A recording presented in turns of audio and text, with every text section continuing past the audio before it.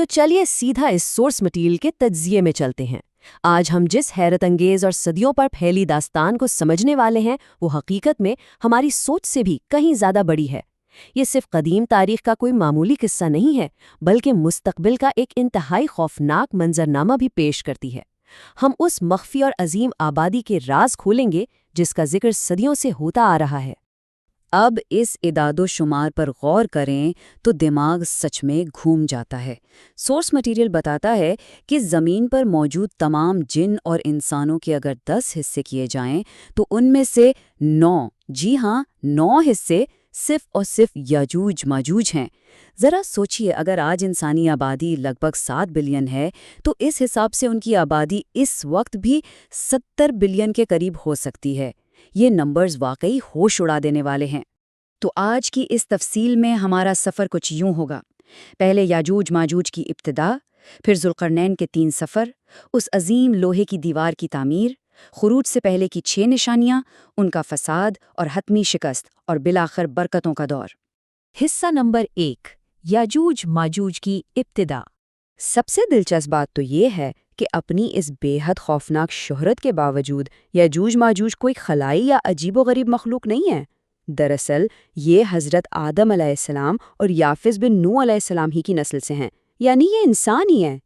इनके 3 बड़े कबाइले बताए गए हैं, तवील, तारीफ और मुनिस। अब इनकी आबादी इतनी तेज़ी से क्यों बढ़ती है? क्योंकि सोर्स के मुताबिक इनमें से कोई भी उस वक्त तक नहीं मरता जब तक उसके कम से कम 1000 बच्चे ना पैदा हो जाएं। और अगर इनकी जिस्मानी साख्त की बात की जाए तो इनके चेहरे चौड़े, आंखें छोटी और बाल बेहद घने होते हैं। हिस्सा नंबर 2, जुल्करनैन के 3 सफ़र। वक्त के पहिए को थोड़ा आगे घुमाते हैं और तारीख के उस दौर में चलते हैं जब 4 अजीम बादशाहों ने पूरी दुनिया पर हुकूमत की। इनमें 2 गैर मुस्लिम थे और 2 मुसलमान, जिनमें हज़रत जुल्करनैन भी शामिल थे। सोर्स मटेरियल हमें इनके 3 अजीम सफ़रों के बारे में बताता है। पहला सफ़र मग़रिब की तरफ था, जहां वो हज़रत खिदर अलैहिस्सलाम के साथ आबे हयात की तलाश में दुनिया के बिल्कुल आखिरी सिरे तक पहुंचे। दूसरा सफ़र मशरिक़ की तरफ था, जहां एक ऐसी कौम मिली जो सूरज की तपश से बचने के लिए गारों में छुपती थी। और फिर तीसरा सफ़र शमाल की तरफ था, ठीक 2 पहाड़ों के दरमियान। और सच पूछे तो असल तसादुम यहीं से शुरू होता है।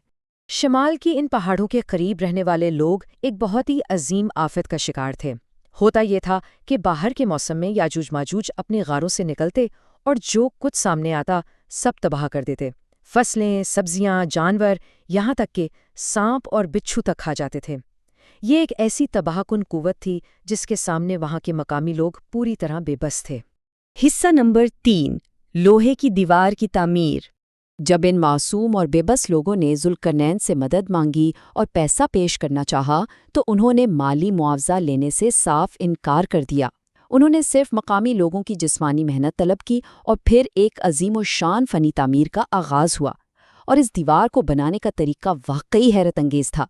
बुनियादें ठीक पानी की सतह तक गहरी खोदी गईं, फिर लोहे के भारी तख्ते लगाए गए और उनके दरमियान लकड़ी और कोयला भरकर आग लगाई गई। जब लोहा बिल्कुल सुर्ख हो गया तो उस पर पिघला हुआ तांबा यानी कॉपर उंडेल दिया गया। ये मुरक्कब आज के किसी भी जदीद कंक्रीट से कई ज़्यादा मजबूत था और इसकी बुलंदी दोनों पहाड़ों की चोटियों को छू रही थी। अब यहाँ से एक ऐसी कश्मकश शुरू होती है जो सदियों पर मुहित है। याजूज मजूज रोज़ाना इस दीवार को खोदते हैं और जब वो बिल्कुल गिरने वाली होती है तो कहते हैं कि चलो बाकी कल तोड़ेंगे। लेकिन अगले दिन वो दीवार फिर से मुकम्मल मजबूत मिलती है। ये सिलसिला लगातार जारी है और ये तब तक चलेगा जब तक क़यामत के करीब वो थककर इंशाल्लाह नहीं कहेंगे। सोर्स के मुताबिक इस जुमले की वजह से अगले दिन वो वाकई इस दीवार को गिराने में कामयाब हो जाएंगे। हिस्सा नंबर 4, खुरूज से पहले की 6 निशानियां। यहाँ से कहानी एक खौफनाक मुस्तकबल की तरफ रुख करती है। इस अजीम दीवार के टूटने से पहले ज़मीन से कुछ ख़ास बरकतें उठा ली जाएंगी। सोर्स के मुताबिक हज़रत जिब्राईल अलैहिस्सलाम ज़मीन से 6 अहम निशानियाँ उठा लेंगे। इनमें कुरान मजीद, तमाम दीनी और दुनियावी उलूम, हजर अस्वद, मकाम इब्राहीम, हज़रत मूसा अलैहिस्सलाम का ताबूत और जन्नत से आने वाली 5 अजीम नहरें शामिल हैं। इन निशानियों के उड़ जाने का सीधा सा मतलब ये है कि ज़मीन रूहानी और मादी बरकतों से पूरी तरह महरूम हो जाएगी। ये उस तारीख दौर की एक बहुत बड़ी पेशखैमा होगी। हिस्सा नंबर 5, फसाद और हतमी शिकस्त। جب دیوار ٹوٹ جائے گی تو جو فساد اور افراتفری مچے گی وہ ہمارے تصور سے بھی باہر ہے۔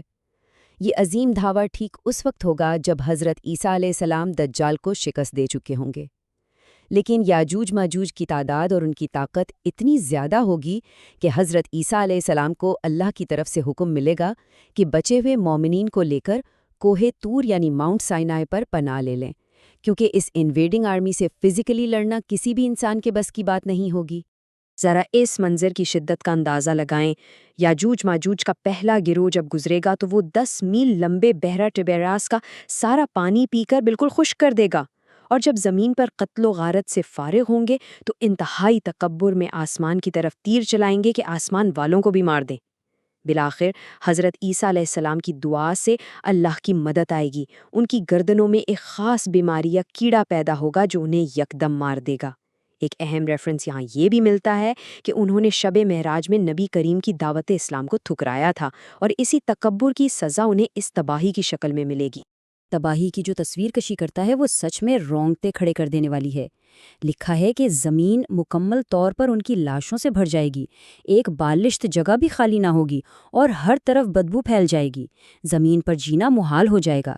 یہی وجہ ہے کہ اس عظیم تعفن کو صاف کرنے کے لیے اللہ تعالیٰ اونٹ جیسی لمبی گردن والے عظیم پرندے بھیجے گا جو ان لاشوں کو اٹھا کر وہاں پھینک دیں گے جہاں اللہ چاہے گا، اور پھر آخر میں ایک موسلادھار بارش ہوگی جو پوری زمین کو دھو کر صاف کر دے گی۔ حصہ نمبر 6، برکتوں کا دور۔ اس عظیم آفت اور گندگی کے صفائی کے بعد زمین کا آخری دور ایک انتہائی حسین اور برکتوں سے بھرا وقت ہوگا۔ زمین بارش سے دھل کر آئینے کی طرح صاف اور ہموار ہو جائے گی۔